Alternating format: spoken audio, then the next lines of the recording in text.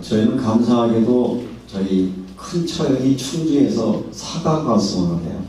그래서 가을이면 농사를 짓고 사과를 이렇게 한 상자씩 보내주셔서 너무 맛있고 잘 먹는데, 사과를 먹을 때마다 어떻게 이렇게 맛있고 농사를 잘 지었지 이렇게 물으면 그 농사 짓는 분은 이렇게 말합니다. 그게 기술이에요. 얘기합니다. 사과 한 알이 그냥 우리 손에 오는 것 같지만 그 사과가 우리 손에 들려오는 한 알의 과일이 되기까지는 농부의 수없이 많은 땀과 수고와 거기에 모두 정성이 들어가 있어서 그것을 얼마나 적재적소에 쓰느냐에 따라서 좋은 상품이 되어지고 그렇지 못한 상품이 되어지기도 하죠. 그래서 이것을 농부에게 있어서 가장 필요한 게 뭐냐? 농사의 기술이다, 이렇게 표현을 합니다. 운동하는 사람들의 목표는 우승이 목표죠. 이 우승하려고 하면 결국은 실력이 있어야 되는데, 우리가 저마다 좋은 우승을 하고 싶고 실력을 쌓고 싶지만 이 실력을 쌓는 과정에는 훈련이라는 아픔의 시간들, 아주 긴 시간 오래 참아야 되는 이런 시간의 과정을 겪어서 우리가 우승자로 설 수 있는 기쁨을 얻게 되어집니다. 제가 개인적으로 테니스를 좋아해서 그런지 우리 정연이라는 청년이 이번에 APT 대회에서 우승을 했는데, 전 세계 21살 이하의 세계 랭커들, 이 테니스 잘 치는 대회에 나와서 1등을 했어요. 얼마나 대견스러운지. 그런데 이 사람이 이렇게 좋은 성적을 내기 위해서는 얼마나 어렸을 때부터 얼마나 힘겨웠을까, 얼마나 노력했을까. 하고 싶은 거 다 그만두고 오직 한 목표를 해서 달려왔던 삶이었기에 정말 영광의 우승자로 설 수 있는 것이고요. 군인들이, 우리가 군인들 그러면 용맹스러움을 얘기하고 전쟁의 승리를 이야기하는데, 군인이 전쟁에 승리하려고 하면 이 승리하는 군인은 아무나 승리하는 게 아니라 철저한 훈련의 과정을 통해서 사람만 저가 승리자가 될 수 있지요. 다음 주가 추수감사절이어서 저는 이번 추수감사절에 특별히 내가 하나님 앞에 여러 가지 감사일들이 많지만, 교회 뒤에 보면 제가 감나무를 4그루 심어놨는데 벌써 이제 한 6년쯤 됐어요. 그래서 예전부터 내가 이 감나무 이 열매를 가지고 추수감사절 때 좀 정말 예쁘게 하나님께 드리고 싶다는 마음인데 이게 마음대로 잘 안 돼요. 어떤 데는 떨어져 병들기도 하고 모양 이상인데, 올해는 이상하게 이 감 열매가 굉장히 탐스럽게 열려서 제가 그동안 지켜보면서 이번 추수감사절 때는 하나님이 우리가 상징적으로 우리 아름다운 열매를 하나님께 드려야지 라는 마음을 가지고 지금 기다려주고 있는 거예요. 너무 추우면 안 되는데, 미리 다 떨어지면 안 돼. 그러면서 그 시간을 맞춰본다고 아침에 새벽기도 왔다가 가기 전에 한번 뒤다보고 혹시 안 떨어졌나 이렇게 보고. 그래서 하나의 과일이 별거 아닌 것 같지만 농사를 해보니까 여기에는 과정들, 올해 농사가 잘 된 이유 중에 하나가 그 소독도 열심히 했고, 또 올여름에 얼마나 더웠어요. 더우니까 이 나무도 힘을 모아서, 그러면 하는 수 없이 물도 주고 거름도 주고 그랬더니 아주 탐스러운 그런 열매가 돼서 제 마음속에 하나님이 강조하시는 건 아니겠지만 마음으로 내가 너무너무 이렇게 정성되었던, 마음을 다했던 이 열매를 하나님께 드리고자 하는 그런 마음으로 예배를 준비하면서 이게 바로 우리의 마음이구나, 그런 생각을 해봅니다. 과일도 똑같은 과일이라도 이렇게 상품에 따라 평가하듯이 우리가 이 땅에 살아가는 신앙인의 삶들 가운데 삶에도 각자 똑같은 사람이지만 사람들을 우리가 평가의 기준들이 있습니다. 그래서 보통 사람들을 평가할 때, 인간을 이해하고 그의 능력을 평가할 때 사람을 평가하는 지수가 몇 가지인데, 첫째가 IQ라는 거죠. IQ. 학교 다닐 때 검사해 보셨죠? IQ. 이것은 어떤 조건이나 환경이나 이런 환경을 어떻게 극복해 내갈 수 있는 능력이 있는가라고 하는 어떤 이런 것들을 테스트하는 것이어서, 그래서 한동안 우리는 이 IQ라는 얘기를 했기 때문에 IQ 높은 사람이 똑똑한 사람, 잘난 사람. 그래서 사람들하고 얘기하면서 내가 IQ가 몇인 줄 알아. 그래서 아주 IQ가 높으면 굉장히 높은 거고, 또 상대적으로 그렇지 못한 사람은 나는 아니어서 뭐 이렇게 평가의 기준으로 가졌던 것이 좀 있습니다. 그런데 사람을 이 IQ로 얘기하면 이것은 어떤 지능인 것이죠. 지능. 판단하고 계산하고 그런 지능인데, 조금 더 이제 발전하면서 인간을 이해하기 시작하면서 다음 단계의 사람을 평가할 수 있는 기능, 이게 이제 EQ라고 하는 것인데, 감성지수라는 거예요. 감성지수. 이 감성지수라고 하는 것은 뭐냐? 타인과의 감정의 교류가 잘 되고 있는가, 또 사람과의 어떤 공감을 잘 형성하고 있는가, 감정 조절 능력은 있는가. 그래서 이 사람의 능력을 할 때에 이 감성 지수가 높은 사람일수록 행복한 사람이다, 이런 평가를 내면서 한 사람의 행복의 기여도를 얘기했을 때 지능이 20%라면 감성은 80%라고 얘기를 합니다. 다시 말하면 행복한 사람은 누구냐? 머리가 좋고 뛰어난 사람이 뿐만 아니라 어떤 사람들, 뭔가 스스로의 감정 속에서 감정이 조절되고 타인과의 관계가 되고 관계회복을 잘할 수 있는 사람이 행복해질 수 있는 사람이라고 해서 요즘은 대기업에서도 사람들을 채용할 때 이 EQ 부분들을 많이 보죠. 옛날에는 실력 좋은 사람을 뽑았는데 이제는 우리나라 사람들 웬만한 사람 다 실력 있습니다. 웬만하면 뭐 이제 지능지수는 어느 정도 다 보는데 그 다음 요구하는 것이 뭐냐? 이 감성지수. 사람과의 관계 속에서 어떤 성숙도를 보고 있는데, 요것으로 사람들을 다 할 수 있는 건 아니고요. 요즘은 이제 영성지수를 테스트하기 시작했어요. 이 영성지수라고 하는 것은 뭐냐면 자신 스스로, 그리고 타인과의 관계, 우리 인생이라고 하는 것은 제일 소중한 게 내가 누군가에 대한 정체성이에요. 내 스스로에 대한 정체성이고, 두 번째는 이런 정체성을 가지고 사람과의 관계를 어떻게 할 것인가 하는 게 감성이라고 하면, 이것뿐만 아니라 이제는 하나님 앞에서 하나님과의 관계성을 가지고 있는 것을 영성이다, 그런 말이죠. 하나님과의 관계 속에서도 성숙한 삶을 살아가는 능력을 가진 사람을 우리가 영성 가진 자야. 그러니까 이 영성이라는 단어는 세상에 있는 교회 밖의 사람들에게 요구할 수 있는 것은 아니고, 예수 믿는 사람에게 또 한 가지 요구하는 것은 얼마나 영성의 사람인가, 얼마나 예수 그리스도의 품격을 가지고 있는가, 얼마나 말씀이 삶들 속에 녹아져서 그 말씀이 삶의 뿌리가 되어지고 열매되는 삶을 살아가는가 하는 것들을 테스트하게 되어지는 것인데, 앞에서 얘기한 것처럼 지능과 감성은 머리와 가슴과의 관계라면 영성은 손발과 행동의 의의다. 학자가 이렇게 표현했어요. 그 말은 뭐냐면, 영성지수가 높다라고 하는 말은 하나님의 뜻을 깨닫고 하나님이 원하시는 삶을 살겠다는 영성이 있는 사람은 삶의 행동으로 옮겨진다는 것이죠. 그런데 이제 그동안 우리는 뭐에만 관심이 있느냐, 얼마나 지적인 능력이 있느냐, 성경을 얼마나 많이 읽었느냐에 머물렀단 말이죠. 두 번째로 성경의 말씀을 얼마나 기쁨으로 받았느냐까지는 되어지는데, 그러면 이 받은 하나님의 말씀을 삶으로 옮기는 힘이 어디서 나오냐? 그것을 영성이라고 표현한다.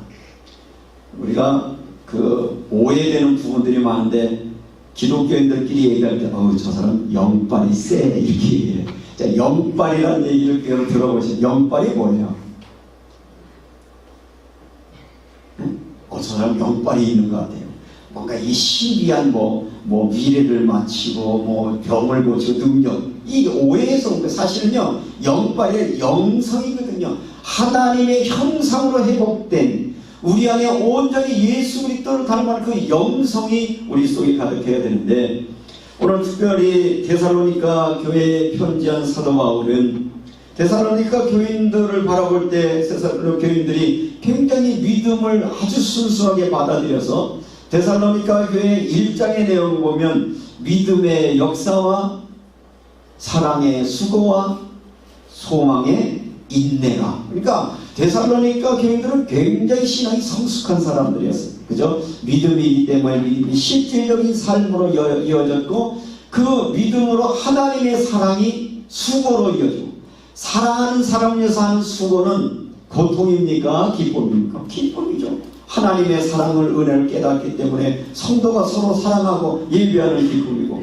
그리고 이 데살로니가 지역의 초대교회의 상황이라는 것이 굉장히 열악한 상황이었음에도 불구하고 언제 주님이 오실 날을 기다리는 종말론의 신앙을 가지고 있었기 때문에 소망의 인내를 마음속에 늘, 주님 언제 오시렵니까? 주님 언제 오실까? 내가 언젠가는 주님 앞에 서는데, 그것 때문에 소망이 있는 사람은 인내할 수 있습니다. 믿음이 있는 사람들이 소망을 바라보는 것이었습니다. 이렇게 데살로니가 교인들에게 편지를 하면서 우리의 신앙의 성숙을 위해서 바울이 예만해서 이런저런 명령을 하지 않는데, 오늘 특별히 본문의 말씀은 항상 기뻐하라라고 말합니다. 하라는 말은 뭐예요? 명령입니다. 다시 말하면 이 명령은 바로 우리가 그리스도인으로 온전히 살아가려면 가지려고 하는 영성 중에 하나이다. 여러분들이 정말 그리스도의 영성을 소유하고 싶으면 우리가 해야 되는 것이 뭐냐? 바로 기쁨을 개발해야 된다는 것이. 항상 기뻐하라는 말은 반대로 말하면 우리 이 땅의 삶은 항상 기뻐할 일만 생기는 일은 아니다 라는 걸 전제로 얘기하는 거예요. 아침에 좋았다가 저녁에 슬프고, 오늘 신났다가 내일은 또 낙심하고. 그런데 성경은 이렇게 말합니다. 항상 기뻐하라 라고 얘기를 하고 있습니다. 항상 기뻐하는 삶이라고 하는 것은 결국은 이것은 우리가 밤과 낮이 교차되듯이 항상 좋은 일과 어두운 일은 우리 인생 가운데 끊임없이 있어요. 그죠? 사계절이 있는 것처럼, 아침이 있고 저녁이 있는 것처럼 좋은 일이 있으면 조금 힘겨운 일이 생기는데, 그럼에도 불구하고 너희가 예수 그리스도를 주로 받았으면, 예수 그리스도가 너의 구원자이고 하나님의 은혜이면 너는 끊임없이 항상 기뻐하라. 그 믿음으로 말미암아 기뻐하라라고 그렇게 말씀하고 있는 것입니다. 그래서 이 기뻐해야 되는 이유 중에 하나는, 이 땅에 좋은 일도 슬픈 일도 전도서에 보면 이런 기록이 있어요. 헛되고 헛되니 헛되고 헛되며 모든 것이 헛되다. 여기서 헛되다는 말은 가치 없다는 게 아니라 지나가는 것이다. 지나가는 것이다. 여러분들이 막 기뻐하는 시간도 지나가는 것이고요. 굉장히 견딜 수 없는 아픔의 시간인 것 같지만 이것도 다 지나가게 됐어요. 결국은 우리가 어디 있었냐? 이런 인생의 과정을 통해서 하나님 앞에 서는 것이니, 이미 우리는 하나님 앞에 서야 되는 믿음의 사람을 세워졌으니 항상 기뻐하라. 이렇게 바울은 데살로니가에게 말씀하고 있습니다.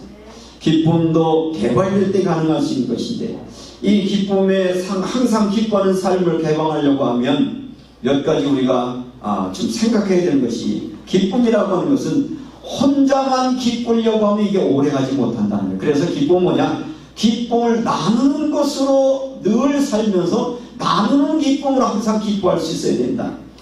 요한복음 6장에 보면 오병이어의 기적이 나와요. 우리는 오병이어 기적 그러면 자꾸 머릿속에 뭐만 기억하냐면 기적. 그래서 살다 힘들면 오병이어 그러면서, 하나님 이번에 로또 하나 사면 혹시 어떻게 안 되겠습니까? 뭐 이런 기적인데, 사실 이 기적이 나타나는 것의 출발점은 뭐였느냐 하면, 기적을 위한 기적이 아니라 어린아이 하나가 예수님의 제자한테 이런 얘기를 들은 거예요.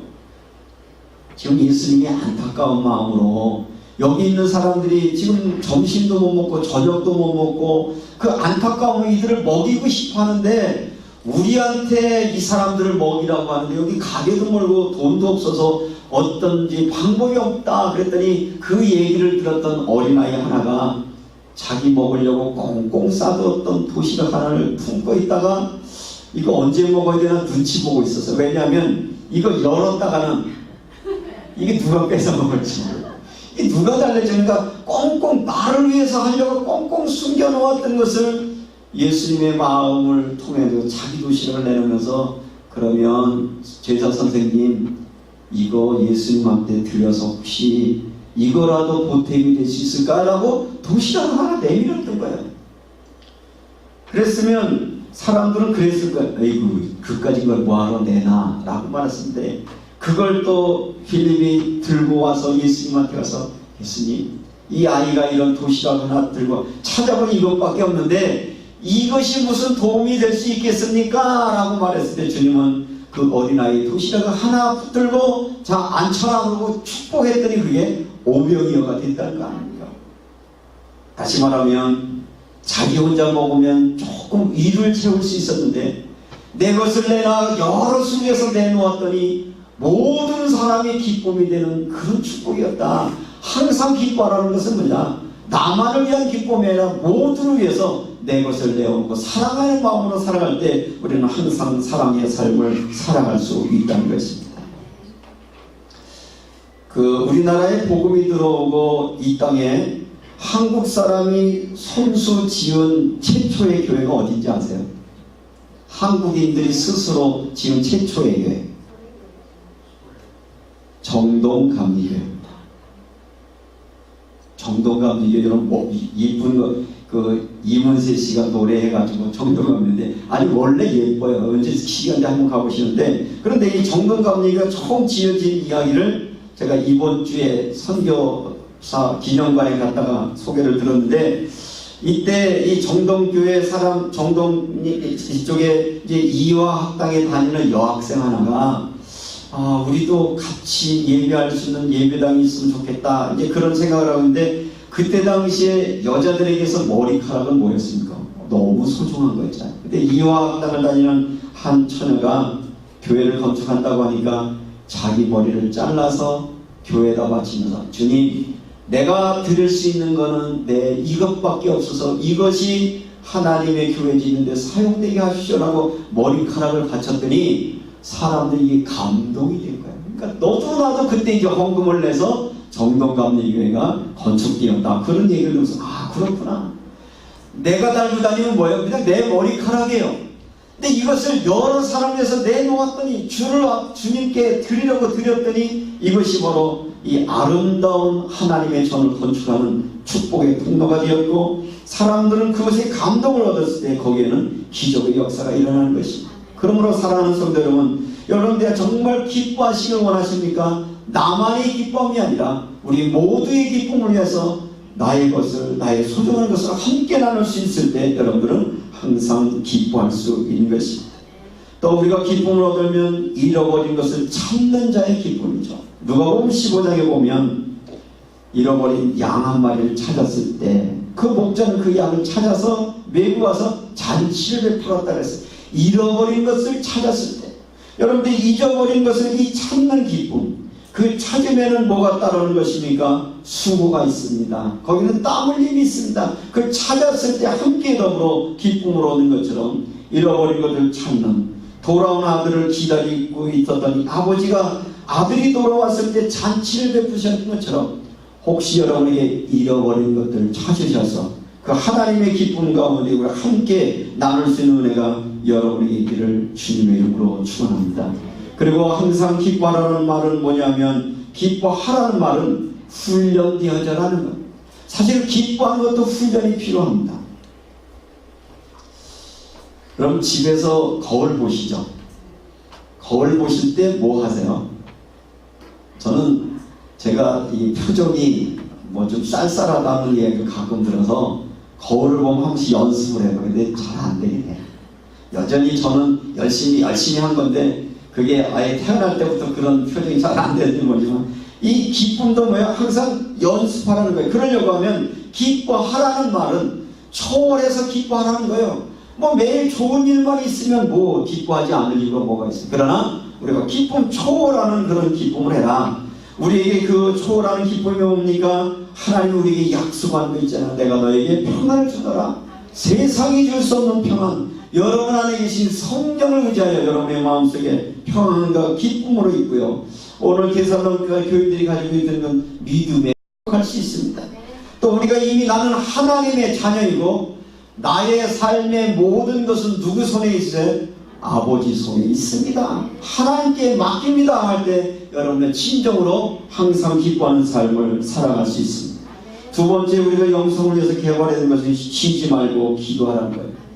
그 목사님 쉬지 말고 기도하면 일도 하지 말고 밥도 먹지 말고 그러란 말입니까? 이 말은 무슨 말이냐? 쉬지 말고 기도라는 말은 생활하라. 그러면 생활하라. 일상생활에서 기도해라. 일상생활에서 기도하려고 하면 우리가 규칙적인 기도가 필요한 것이죠. 우리가 한 선을 표현을 하면 이 선을 가만히 보면 점들이 모여서 선이 돼요. 그죠?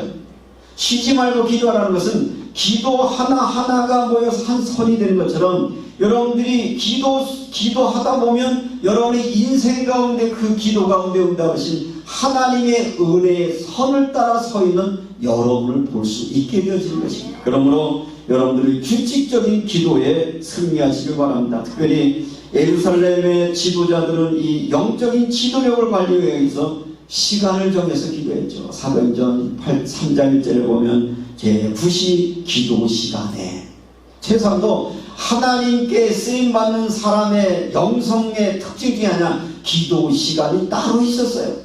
늘 생활 속에서 기도가 생활되어 있고요.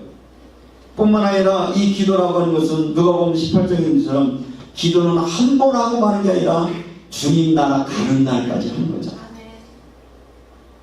어렸을 때 기도가 뭐였습니까? 하나님 나 오줌 안 싸게 해주세요. 오줌 안 싸게 해주세요.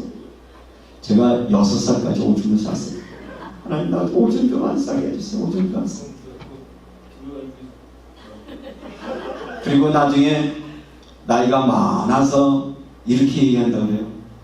하나님 나 오줌 안 싸게 해주세요. 그런다 그러더라고요. 인생이 그래요. 쉬지 않고 기도하는 거예요.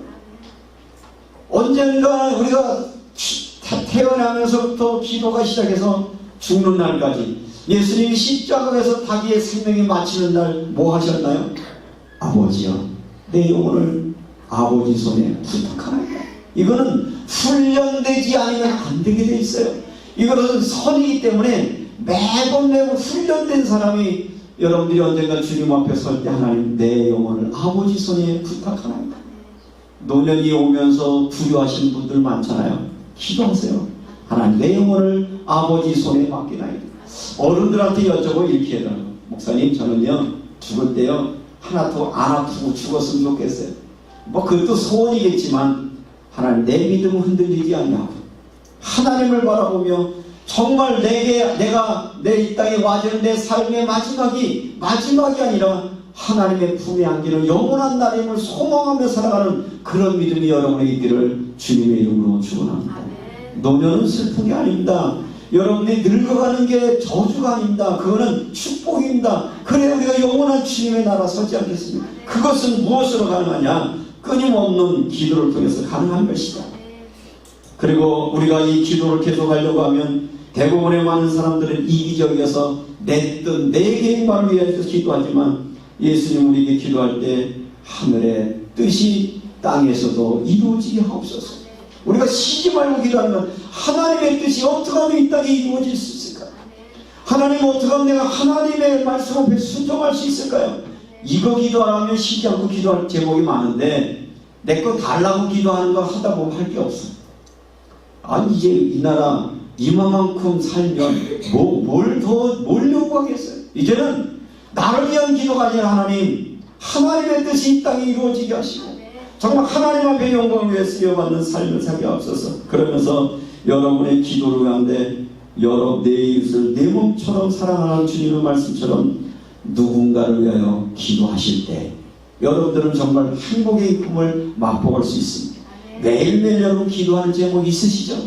여러분 자신뿐만 아니라 자녀를 위한 기도, 또 교회를 위한 기도, 다음 세대를 위한 기도하다가 여러분들 기도가 개발되어서 성령 충만하셔서 여러분들이 영성이 아주 강한 여러분 되어지시기를 주의 이름으로 축원합니다.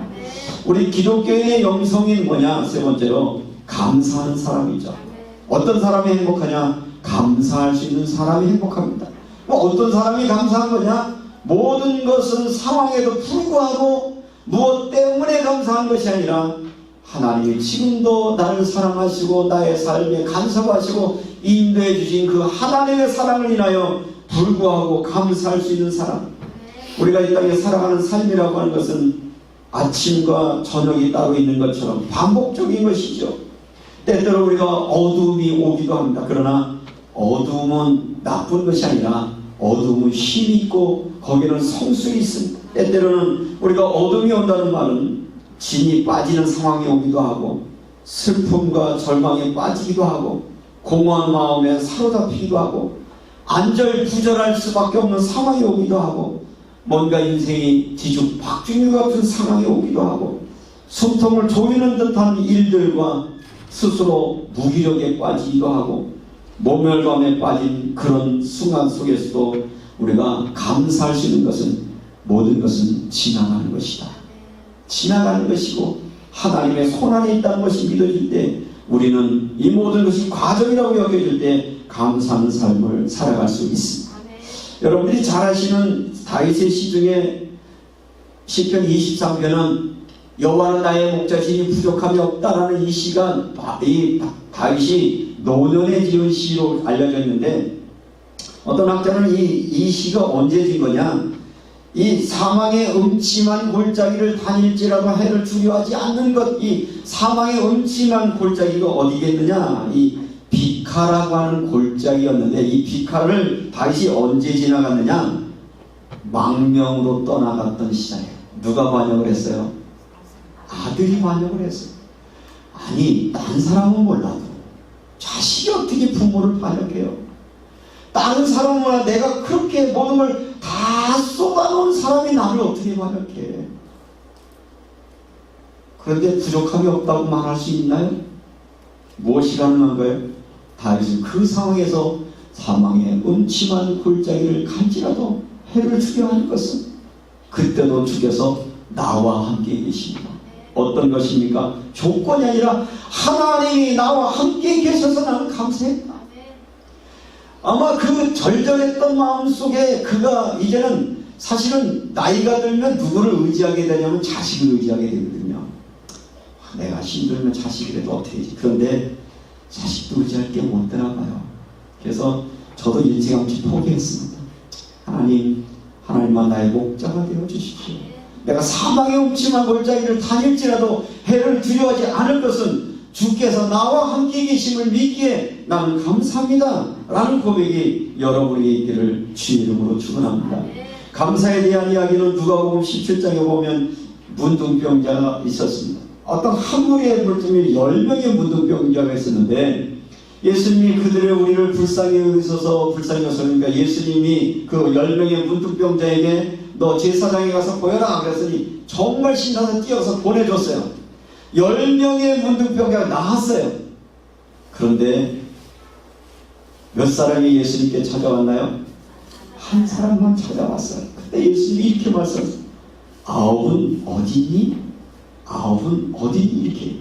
그런데 여러분들 뭐 그 정도만 하시는데 찰스 브라운이라고 하는 분이 이 9명의 문둥병자는 도대체 왜 예수님께 안 왔을까? 그래서 이제 그분이 아마 이랬을 것이다 그래서 이야기를 하는데 이렇게 얘기를 하더라고요. 첫 번째 사람은 문둥병이 났는데 이거 진짜 난 거야. 그래서 안 왔다는 거야. 났어요. 분명히 났어요. 근데 이게 진짜 난 거야? 그런 마음대로서 예수님께 안 왔다는 거예요. 두 번째 사람은 낫기는 나는데 또 재발하는 거 아니야. 이게 우리의 모습이에요. 그죠? 진짜 감사할 수 없는 이유. 낫긴 나니 정말 당한 걸까? 감사야 뭐 살면서 천천히 해도 되지. 꼭 이번에 해야 되나? 그래서 시기를 놓치더라고요. 병자가 나왔는데 네 번째 사람 뭐라고 생각하냐면 이제 보니 내가 문둥병이 아니었었나 봐. 기가 막힌 변명이야. 깜짝 놀랐어요. 이 얘기. 한 5번째 사람은 내 문둥병이 약간 나은 것 같아. 났는데도 약간 아직도 성이 안 차요. 6번째 뭐라 그러냐면 나는 예수님이 제사장한테 가서 보이라 그래서 제사장한테 감사했는데 그러고 안 왔고요. 7번째 사람은 예수님이 나한테 한 게 뭐 있어. 말씀만 했지. 뭐라고 말씀하셨죠? 제사장이 가서 보이라고. 뭐 그 정도 말한 것 같고 내가 감사한 게 뭐 있어. 8번째 사람은 이런 납비 정도는 그냥 해줘야지. 목사는 뭐 원래 목사는 그런 거지 뭐. 복음 전하는 거 그런 거지. 그걸 감사하고 그래.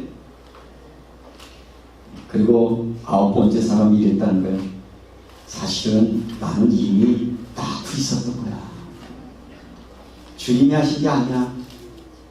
그런데 유독 한 사람만 예수님 앞에 나와 정말 감사의 마음을 드렸는데, 저는 이 글을 적다가 이 9명의 사람 중에 어떤 때는 나도 포함되어 있었더라고요. 내가 하나님의 자녀가 된 것이, 나를 구원하신 하나님의 은혜가 어쩌다 우연히 된 것이 아니라 온전히 예수 그리스도의 십자가의 사랑으로 얻어진 것인데, 우리는 이 감사를 잃어버린 채 그렇게 살아가고 있는 것은 아닌지요. 혹시 여러분들은 감사절 때가 오면 부담이 되시죠? 절기 때 또 뭘 해야 되나? 또 감사해야 되나? 굳이 또 감사할 일이 있나? 어차피 내가 땀 흘린 거고 내가 노력한 거 맞습니다. 여러분들이 땀 흘리고 흔들린 겁니다. 그러나 하나님이 여러분에게 생명 주셨고 일할 수 있게 하셨고 여러분들이 이제까지 모든 삶을 보이지 않는 곳에서 인도하신 그 은혜로 여기까지 달려왔다면 9은 어디냐고 말하는 주님의 그 말씀들을 한번 내게 적으면서, 주님 이번만큼 내가 정말 감사할 수 있는 그런 결단의 마음을 주옵소서. 그런 기도가 여러분이 주의 이름으로 축원합니다. 아이들도 키우다 보면 아이들이 엄마 고마워, 아빠 고마워 하는 아이가 있고요, 해줄 게 뭐 있어? 그런 아이가 있어요. 어떤 놈이 있고요, 해줄 게 뭐 있어? 그러면 막 줘받고 싶지. 그럼 네 맘대로 살아라 그러고 싶지. 사실은 감사 절기를 만드셨던 이유는 너 감사 잊지 말아라. 너를 구원하신 십자가의 사랑 잊지 말아라. 너의 삶을 이제까지 인도하신 하나님의 은혜를 잊지 말아라. 그 잊지 않고 감사할 때 여러분이 행복할 수 있는 거예요. 무언가를 감사를 나눌 때 기쁨과 감사와 이런 것들이 회복되는 것을 기억을 하시고요. 신명기 16장 16절 17절을 보면 너희 가운데 모든 남자는 일본에 3번 곧 무결절 7.7절 초막절에 내 하나님 여호와께서 택하신 곳에서 여호와를 배웠고 빈손으로 여호와를 배웠지 말고 각 사람이 내 하나님 여호와께서 주신 복을 따라 그 힘대로 드릴지니라. 그동안 사실 제가 절기 때도 헌금 설교 잘 안 했어요. 제 불찰이었어. 가르쳐야 되는 건데. 왜냐하면 그래야 여러분들이 행복한 것입니다. 그래야 하나님 은혜가 여러분이 덮이는데, 제가 인간적인 생각에 아유 힘들어하는데 어려울 텐데 뭐 경기도 안 좋다는데, 아니요. 그럼에도 불구하고 바울은 뭐라고 얘기를 합니까? 항상 기뻐하라, 쉬지 말고 기도하라, 범사에 감사하라. 이는 너희를 향하신 예수 그리스도의 너희를 향하신 하나님의 뜻이라고 말했습니다.